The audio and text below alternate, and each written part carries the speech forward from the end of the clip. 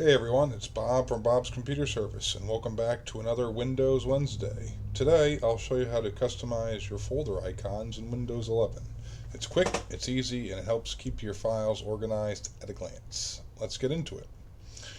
First, we're going to start by right-clicking on the folder you want to change the icon. I've created this test icon for this tutorial.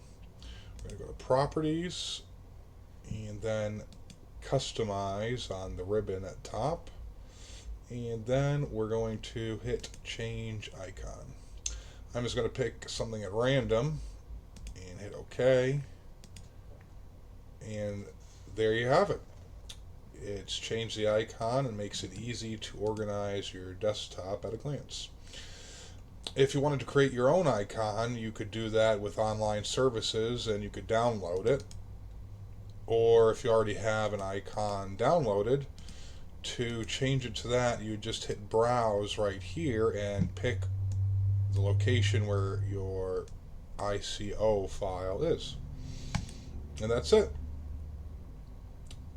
A simple way to make your folders stand out and stay organized. If you found this helpful, don't forget to like and subscribe for more Windows Wednesday tips. See you next Wednesday.